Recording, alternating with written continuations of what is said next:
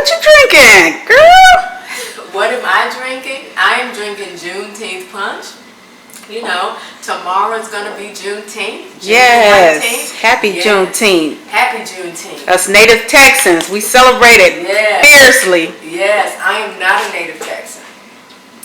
I am a native North Carolinian, but I've been in Texas over 10 years. And so when I first came to Texas, when I really learned about Juneteenth, June 19th, 1865, 2 years after the Emancipation Proclamation was exercised, there were slaves on Galveston Island, Texas that did not know that they were free.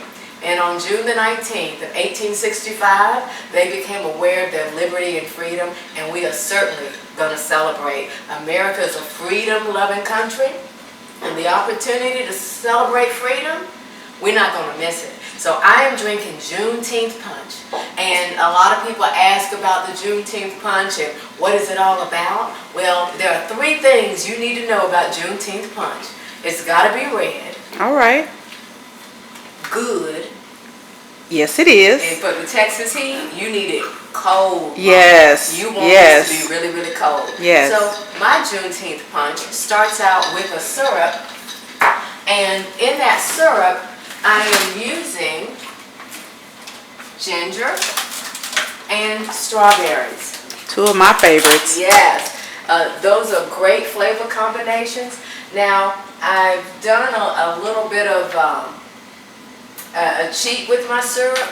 I borrowed this recipe from Eduardo Jordan, and in his recipe that you can find in the New York Times, he takes the syrup, the ginger, and the strawberries, and he cooks them on the stove. Well, I didn't do that. I made this before we got together today because I knew I was going to have Juneteenth Punch, and I put my strawberry, sugar, and ginger in this mason jar, added my water, put it in the microwave for 2 minutes, took it out, agitated it, put it in for 2 more minutes, put my mason jar top on it, let it get to room temperature. I can refrigerate it just like that. Wow. And, right? And then I mix together my Juneteenth Punch, which is what I have here. Now you're going to see the recipe card and some other information on how to mix your Juneteenth Punch. Now one of the questions I get sometimes is if you have allergies to strawberries, what are you going to do about having that red Juneteenth Punch?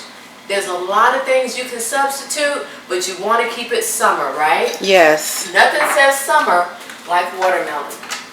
So this is one of those little personal watermelons that you get. I'm slightly cutting off that bottom. I'm going to cut off more of the top. And one of the things I do to make getting the watermelon out of here a little simpler is the ice cream scooper. So I'm just going to take my ice cream scooper and move the watermelon to this bowl. That is a great idea. And it makes it so easy and mess-free.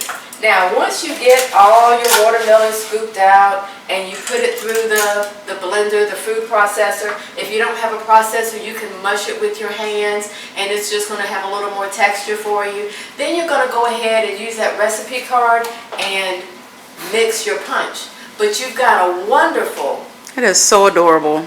way to serve your watermelon Juneteenth Punch. We leveled our bottom, and of course before you came I already mixed some Juneteenth Punch, so I'm just going to pour it here.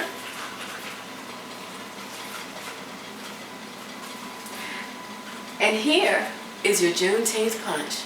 That is gorgeous. So refreshing. Wherever you are, whoever you're spending Juneteenth with, know it's a day to celebrate liberty, freedom, friendship.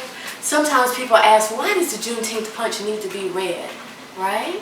Well, the color red is that red of sacrifice. We have that as a part of our celebration because of the sacrifice of our ancestors, the sacrifice of gaining freedom. Yes. But it's also that Jubilee celebration color. Yes. So, make your punch, get with some people that you love and care about, and celebrate Juneteenth. All right now.